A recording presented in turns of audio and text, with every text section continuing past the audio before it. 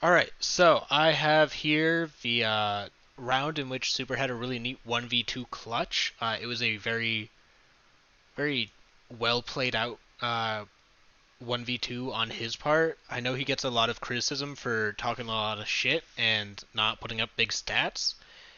And I think part of that is because his team doesn't do the best, and as a support player, when your team isn't dominating, your stats are going to look even worse than normal because even the best support players have rough looking stats on the winning team.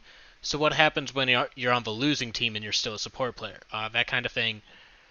I do think some of it's warranted. He talks a lot of shit. It's really funny. I enjoy it. But it was a really well played out one versus two, so I just want to go over it and like how cool it was. So let's go. because which they So here we typically are have pretty the good at keeping op pace lineups. You on, know, he's playing it Nomad. really fizzled out quickly. You usually see Super on the Nomad. He is almost exclusively the Nomad player, except for maps like Clubhouse or Oregon, wherein he serves as that secondary hard breacher, usually playing the Thermite, so that easily can go on a more fragging role, like a Maverick, because Maverick Sem4 is just objectively a better gun. So you can see here that DZ isn't putting a lot of stock in bakery at all. Like it's just there's no resources, no deployable shields, nothing. There's no castle setup.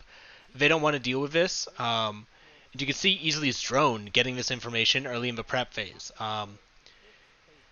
So Sonics knows that they can get bakery side pressure for free with no risk at all. This is a guaranteed take, and you can see that because DZ is taking reading room and going to do a second floor roam.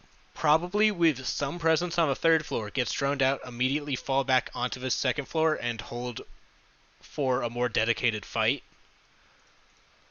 Um, you can see the reinforcements going up, the mute jammers to make it harder for the attackers to try and apply pressure without using resources.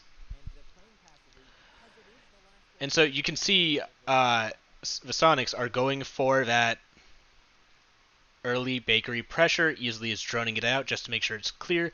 Super's holding the cross. Super is holding the cross. Holy shit, that's big. The cross from the window right here, and Slabin's holding the cross from here. So pretty much anyone behind that bakery table right there is going to be pressured out with a combination of frag grenades, flashbangs, and just guns. How the fuck do I erase this? But yeah, okay. How do I undo? Holy shit, this is worse than I thought. Okay, there we go. So yeah, you can see early drone, 15 seconds in. They know it's clear, so Super's taking up a more passive angle. You can see he's already used an air jab, and if I had to guess, it's going to be right there to deny any defenders from rotating through this hallway into bakery. The Sonics do not want to allow Dark Zero to get that map control without knowing and having the information, because the air jab gives a very loud audible cue that someone has tripped it. And even with sound as busted as it is right now, as a player you have a pretty idea of where that air jab went off because you have gone over where these air jabs are being put down in practice and in scrims. So here Slebin's taking control. Okay, they're not going to. DZ's not going to get aggressive through prep. Easily starts opening the wall. So now DZ will not be able to regress through prep without taking a fight or having the potential to take a fight. And it just kind of disincentivizes using this corner of map control as a defender, which is a pretty good spot if you want to take any amount of fights over here and or contest anywhere over here. It's like a power position. It's relatively secure, and by opening this wall, which easily is doing, you actually deny it. You deny it a fair bit.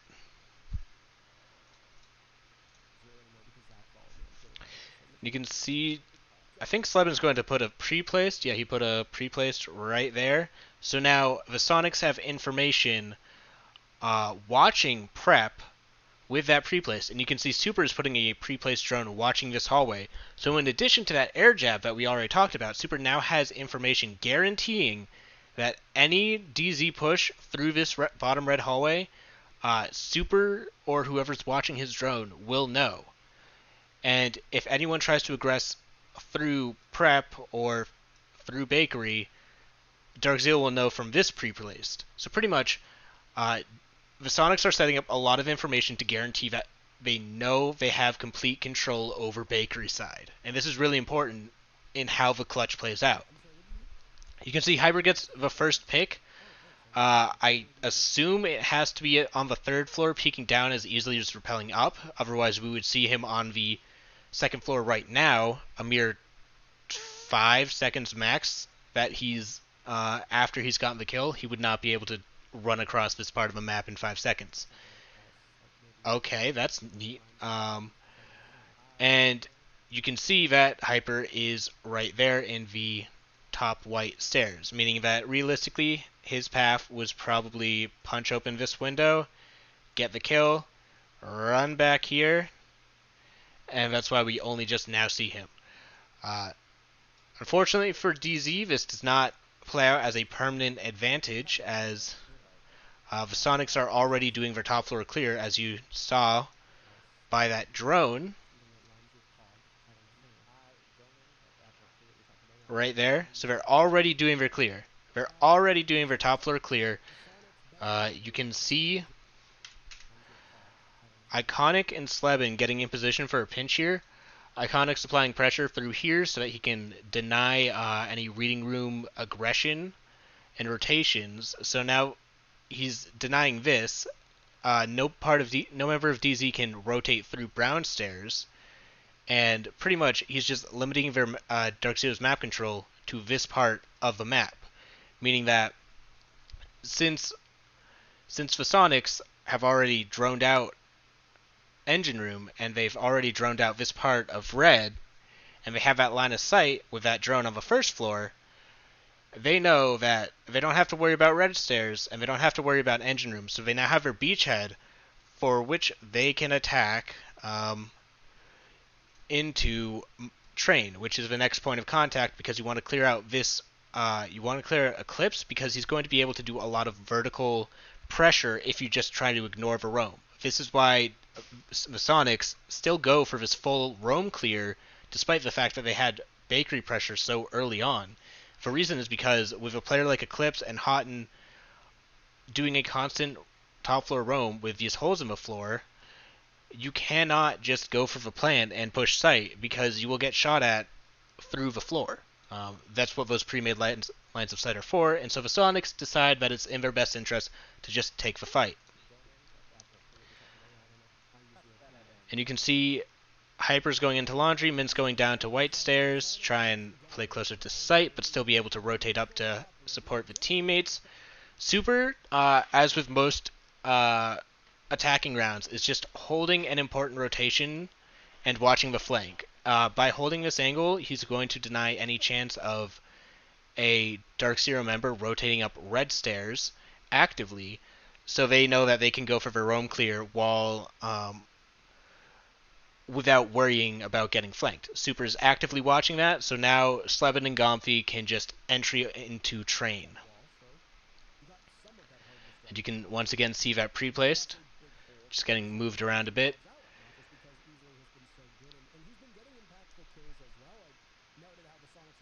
And now you can see Gomfi getting in position. And there's Mint on that rotator position. He was playing the lower landing of white stairs, but now that Dark Zero knows that there's more attacker presence on the second floor, he's rotated up to provide more support so that there's a larger stack of defenders to be able to contest this. Because Eclipse is still on the UMP, Skies gets picked on site, and that not only that, but it's the smoke, so that's a really big loss for the Sonics, or for Dark Zero, sorry. What this does is this means that the Sonics essentially get a free 33 seconds without having to worry about AoE toxic gas. And this really frees up an extra 30 seconds in the 20-second meta, and that extra time is crucial. It doesn't end up playing out in this round or being necessary, but the fact that they got it is really powerful in any situation because both teams know that the clock just got a bit more time for the Sonics and a bit less for Dark Zero. Immediate refrag by Eclipse and immediate refrag onto the refrag, so now the Sonics keep the situation under control, under even man count. And just like that, the Sonics have gotten all of this map control on all 3 floors. I think they have full control of the 3rd floor as well. You can see Iconic is about to drone out Mint from pillars. So pretty much, now Gomfy can start opening the floor and applying pressure onto the anchors, if there were any. Unfortunately, I think the only player on first floor is Hot and Cold, who is playing the bar area. So there's technically no one on site, and the Sonics, I don't think, will recognize this. But this is really a really powerful position, and DZ is kind of banking on the idea that the Sonics will still do a full clear of the 2nd floor before turning it to an execute. So you can see Mint gets droned, falls back onto lower landing of White Stairs. Hyper's playing Laundry / Reading. And the Sonics are still going to go for a clear of the 2nd floor. They don't want to deal with it. Mint gets 1, turning the reset situation of a 3 versus 3 back into a man advantage for Dark Zero. Dark Zero has had the man advantage every part of this round. This has been Sonics clawing back every single round, every single frag trying to equalize, and Mint keeps that going. And then Hyper pre-fires a little bit, doesn't pay off. Another one dies. That was a bold move by Iconic, but it pays off, and he rotates down. Supr grabs the diffuser, since it was dropped by Slebin in train, or in engine room. And now Iconic is clearing out this part of the map. The Sonics know that they have full control over bakery and pantry and all that stuff. They don't need to worry about that.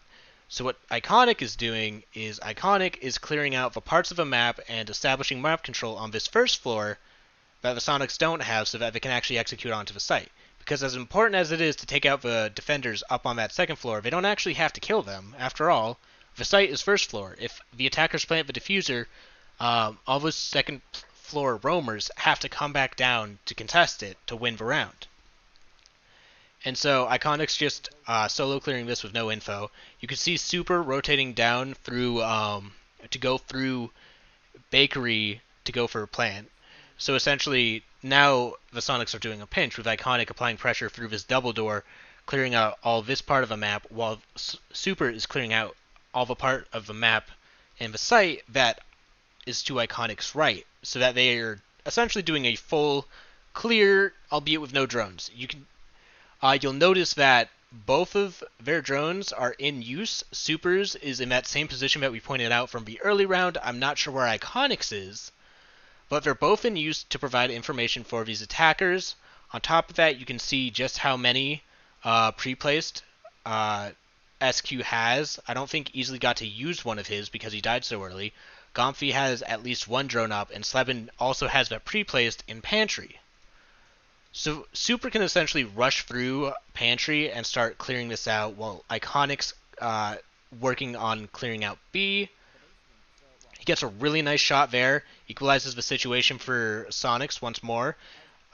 Tries to take this fight, but DZ do a really good job on being able to take a 2 versus 1 fight. Mint obviously got the frag without needing the help of Hyper, but Hyper was in position on those brown stairs to provide cover. You can see it right there. I know it's a really blurry, but the red silhouette is right there. So DZ is doing a concentrated double peek to retake man advantage and at least trade out effectively so that the Sonics don't get advantage, but at best get a equalized situation. Now, of course, Iconic loses his gunfight. Really good job by Mint. Supr is clearing this out. He has 3 flashbangs. and one air jab, which is going to be really important because Supr uses his utility really well in this situation. Clears this out. He puts down an air jab right there. And now, just like that, Supr has eliminated 2 lanes that the defenders could push from in this clutch. He has isolated the lanes in which he's going to be pushed from, and he's planting in bunker, one of the safest places to plant. So even if both DZ members push through here, they still will have a hard time killing Supr before he gets plant down because of that air jab. And also because the Sonics have that information of that drone watching the hallway and the pre-placed, he still knows that he has bakery control. And as a result, the only place that Supr has to worry about is Freezer out to his left. So he's just isolating the variables to minimize what he actually has to worry about. He goes for plant. You can see, you can't hear it, but in the background, Hyper actually shoots the drone watching that line of sight. And then starts running back to this part of the map to double push with Mint. And this is trying to make Supr worry about a push through bakery. And you'll see that it actually works, because they prep to double push this and then decide against it. And then after making sure that they're not immediately pushing this, Supr is immediately, right off rip, decides to be careful and check A side because that his drone got shot. He lost his drone watching Red Hall. But then, because there's so much utility over there and so much information in pre-placed drones, he doesn't have to worry about it anymore. He isolates that variable out of the equation. He knows if they were going to push their timeline, they probably would already be in prep or already in A site proper to try and establish the crossfire, which means that the next most dangerous place for him to check is bottom white, which is exactly what he does, and that's exactly where the first player is. The air jab goes off. He takes a fight on the downed opponent, does a really nice 180, and gets a frag. So you can see checking for any push through A site, checks white stairs, here's air jab, takes that fight, just pre-fires because he knows the AK has 40 bullets, and that's just an easy win for him. Really well played out, really good use of utility, and making good use of drones and pre-placed information in order to guarantee known quantities and limiting the amount of variables that he has to worry about in the clutch so that he can actually win it out. And so I just wanted to point this out because I thought it was a really cool play by Supr and a really smart one. And looking back on it for this video, I actually saw even more crucial parts of the puzzle, like the pre-placed drones giving him more information on bakery, so he knew for sure he didn't have to worry about it. So yeah, that's it for me. Please remember to like, comment, subscribe, all the bullshit for the algorithm, and I'll catch you on the next one.